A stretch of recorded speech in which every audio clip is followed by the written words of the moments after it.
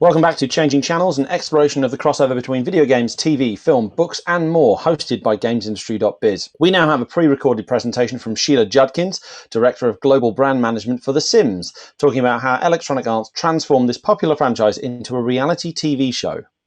Hi everyone, I'm Sheila Judkins. I'm the Director of Brand Marketing on The Sims, and I've been invited by GamesIndustry.biz to talk to you today about The Sims Sparked, tell you a little bit more about how this came to be, and share my experience and thoughts on how we adapted a video game into a TV show.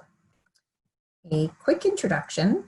I'm the Director of Brand Marketing. My background is in brand marketing. I grew up at Hasbro in the toy industry. But I've always been interested in video games, and I've always personally gravitated towards brands that have more meaning and additional benefit to people. So at Hasbro, I really loved Play School and Play-Doh because they were about fine, gross motor skill development for little ones. And The Sims is really all about emotional development and empowerment and escape and entertainment for all ages, but specifically teens who are really figuring out how they want to show up in this world, who they want to be, and are exploring the possibilities. And so the fact that The Sims is this place where they can play with life is just really inspiring to me. Before I jump into the presentation, I just want to share that this project was an incredible team effort by many cross-functional partners at EA, and I'm really honored to be representing the larger Sims team today. The questions, the topics that I was asked to cover are: how did Sparked come to be? Tell you a little bit more about the show and challenge program overview, talk about translating a video game into a TV show, what do we think about in terms of brand and audience, and then any advice I can share for other developers, publishers, IP holders on how they can identify opportunities like this, or advice I would give to TV and film companies as to what they should look for and be open to when it comes to adapting video games, and why I personally believe there's such big potential in this. So let's start with Sparked. For 20 years, The Sims has been a place where people from all walks of life have come to express themselves, experiment with new ideas, and feel safe enough to find their true voice. Like the self-conscious teen who designs bold, wildly colorful outfits they'd be too shy to wear to school, or the gay couple who, judged by their small town community, builds a world where they finally feel like they can belong. Unlike the world we so often experience, nothing here is black and white. Instead, players are given a colorful canvas to create the entire spectrum of identity and experience. As a result, the stories told in the game are as diverse and creative as the people who tell them. From the incredibly imaginative that bring their wildest daydreams to life, to the deeply personal that help us to appreciate everyone's individual journey. It's time to give these millions of creators the chance to share their stories and creativity with the world in a reality competition where the only limit to what you can become is your own imagination. This is Sparked. So, as you can see, this is how we evolved the brand to this entertainment concept. And it was really, really focusing on our player and our player community. And so this project actually had a very, very long lead time thinking about our players and also the internal capabilities of EA. So on the Sims team, we listen intently to our players every day, from the social channels to our Game Changers program. And we've been hearing the players wanted more challenge. And so much of the Sims is about telling personal stories. And so this really led us to this reality competition format that focuses on individual storytelling and puts some challenges around that. The Sims is traditionally a single player game. And so inevitably, when you ask people to team up and do something different, there'll be these interesting moments of conflict and trying to work together as a team, collaborate and agree or disagree on a decision. And we see that in other reality competition shows that, that's a key ingredient in making entertainment in reality competition. So it was something we really thought a lot about. And then on the other side, looking at the capabilities of the company, we have an amazing broadcast center on campus that creates esports entertainment for all of EA's brands. And our Sims team has experience with bringing these game changers, this close group of players we work with, onto our campus and host different events with them. So while filming entertainment was a new space for us, we already had some confidence in the operational ability to create and develop something like this.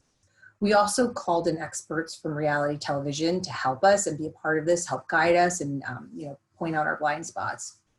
And so I think this right here is always a really tricky question when you think about core competencies. Do you outsource the new and risky thing and put the trust into someone who's got more experience than you in the area? Or do you own it because you want more oversight of how the brand or the game or the product is represented, and because you want the teams to test and learn and grow? And so in this case, I'm very, very glad that we produced the show in-house, because it was an incredible learning experience for all of us. And I think it's really, we've just learned a lot about how we want to continue to optimize and evolve this. So the show, let me tell you about the show. The show is a four episode reality competition series. We've put the players into 4 different teams. Now, there's no wrong way to play with The Sims, but people tend to have to select into these 3 different categories: a stylist, a builder, or a storyteller. You see it a lot with our Sims influencers. And so we put the players into these categories onto 4 different teams, so that every team had a stylist, a builder, and a storyteller. And then we give them challenges where everything is thematically based to time-based. And at the end of every episode, a team had to go home. The prize was $100,000 and the title of Top Simmer. And these were never done before interactive challenges. The host and judges. So what we did here is we knew we wanted our fans to love the show and our current players to like the show, but we also wanted to make sure that we were putting people who had awareness outside of the Sims community. And so we're really happy with where we landed with our host and judges. We have Rayvon Owen as our host. He's a former American Idol finalist. He's a singer. He's super charismatic and high energy, and he did a great job hosting the show. One of our judges was Kelsey Impeachike from BuzzFeed Multiplayer. She's very well known for her 100 Baby Challenge, super bubbly and positive, and I think you'll see her great personality come through in the show.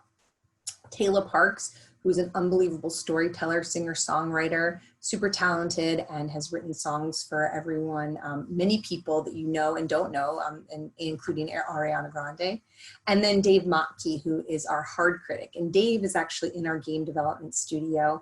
He's been on The Sims for 15 years. And yeah, there were some very hilarious moments watching Dave judge the contestants.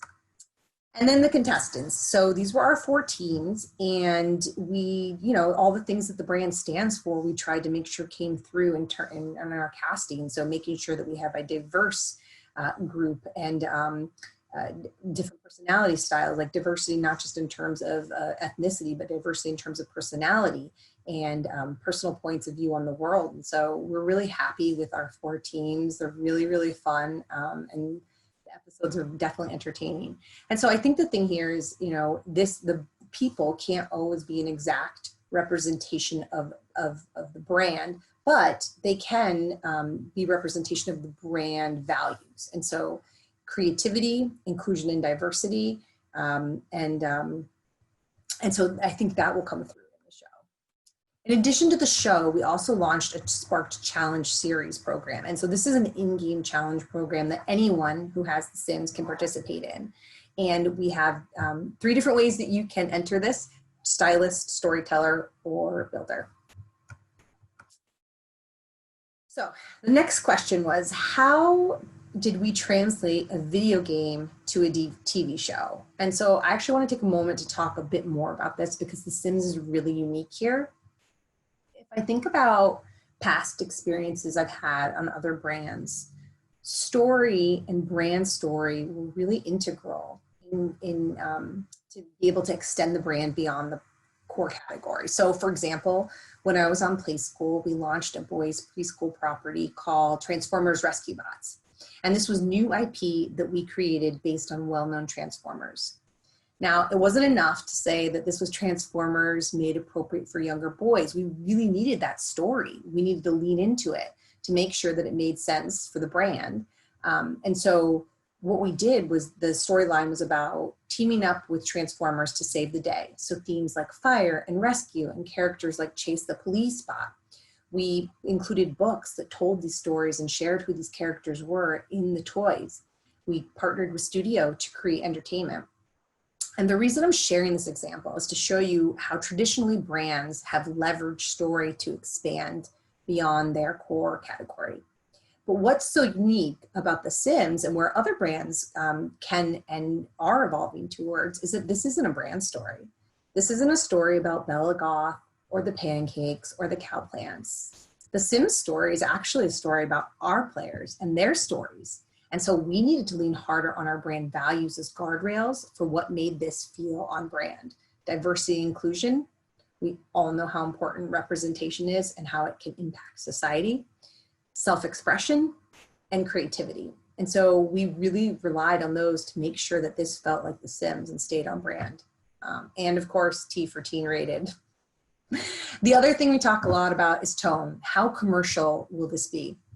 So inevitably, when you create a show or entertainment based on a product, there is always risk that it can be perceived as a long form infomercial. And so that's why it was really important for us to make sure our jumping off point was the players, their stories, and this creative competition. It was not about making sure people knew how to play The Sims or about the number of packs or the number of themes we have in the catalog. We talked a lot about minimizing packaging, logos, and sales messages. And I think that came through because we're not seeing press or social conversation around that. It was really important for us to do this in service of our players and the wider audience. And the continual question we asked ourselves was, is this good entertainment? That is the objective here. Is this good entertainment? And then as it pertains to our audience, we knew that we wanted current Sims fans to watch and like this. We also hoped that non-Sims fans would enjoy this. And so it was this tricky balance of making sure that we were explaining some of the game basics and avoiding insider baseball language so that people who had never played The Sims, had never seen The Sims, never knew anything about The Sims, felt like they could enjoy and watch the show without it feeling like they're excluded. And so, for example, here's an example of how it played out. One of the challenges was a 6-hour challenge. And if you're not a video creator or influencer for The Sims, you may not have realized how tough that was. So what we did was we made sure to ask the contestants in their camera one-on-ones about the challenge. And then we included a clip of a contestant direct to camera talking about what a big deal that was and how she didn't even know if you could do this in 6 hours. So there was context for the non-player about how difficult this was. And so those are the things I would say to think about. How commercial does it need to be? What is the story or brand IP or brand essence, even in our case, that you needed to lean on? And then who is the audience? Is it new player? Is it new audience? Or is it deepening engagement with your core audience? Advice for developers, publishers, IP holders on how they can identify opportunities like this. Advice to film companies as to what they should look for when it comes to adapted video games and why there's big potential. There's a lot of questions. Okay, so I'm a big believer in insights-based development, from products to entertainment to campaigns. And there are many ways at this, and we all know that implementing insights is an art and a science. But here are a few things I can offer up for how to think about this and questions to ask yourself. 1, is your story strong enough? Is it well known enough? Is it relatable enough to branch into another category? And if not, what do you need to do to build that? Is it a relaunch story for today's audience? Do you need to add characters that represent the modern world? Do you need to expand for further representation? Hint, the answer is always yes on the representation ask. And then looking at UGC social conversation as a proof of market demand. So when you're looking at content or products that people are creating around your brand, from Etsy to YouTube to social channels, where are the spaces that they're ideating in and selling in or creating in? Because brands can't always fulfill market demand for everything. Consumers will create it on their own, especially as we continue to evolve further into co-creation with brands and consumers. And so, every generation is adopting technology younger and interacting with brands more. 10 years ago, co-creating with brands wasn't really a thing people talked about on social channels, and now it's fully expected from consumers. Kids are even using the word brand and understand the meaning of it fully. So it's a really interesting time to be thinking about media and entertainment and UGC and how brands can use entertainment to build connections in their communities or fan channels. Why video games? Video games are the most interactive media that you cannot buy. They were ahead of their time in delivering co-creation. So when you play a video game, you're co-creating your story and experience with the brand. It's why we remember so much about the video games we played as kids. They're interactive. Couple that with this generation of parents who definitely have high nostalgia for the brand. We've already seen 80s and 90s resurgence of brands. And they're dealing with their kids on social media that's highly uncurated.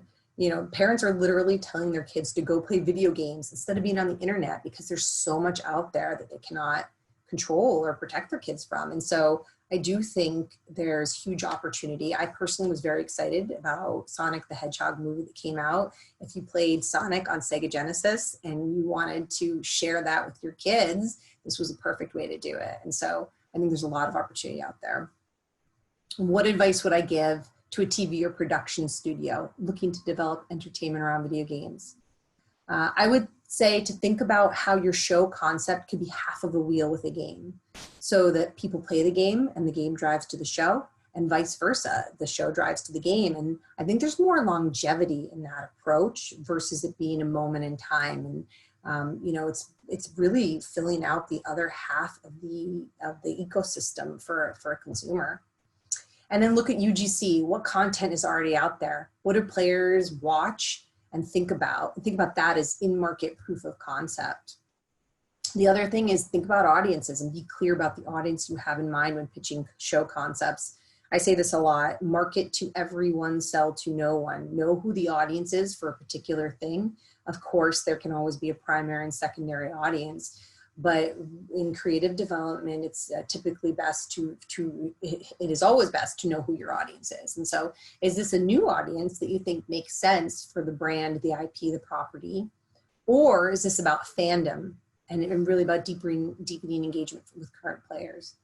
The other thing I would say is absolutely nail the elevator pitch, because right now there's a lot of industries looking to integrate with video games. And so you need to break through from the clutter. I do also think there's a big opportunity for interactive and immersive entertainment with new technologies, especially as we're stuck at home and craving connection. We know the stories are a really great way to do that. And I think we're in a time of evolution on storytelling. You know, it used to be about the brand story, and now it's really about people's stories and how can brands either insert themselves into those or be the platforms for people to tell their personal stories. And so, yeah, I'm excited to see what comes next.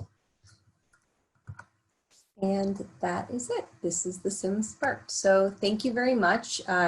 If you are watching this at the scheduled time, it's 3 a.m. in California, which is why this is pre-recorded, because hopefully I'm sleeping. But I'm happy to do follow-up questions by email. And thank you to GamesIndustry.biz for hosting me. I wish you all health and happiness, and have a great day.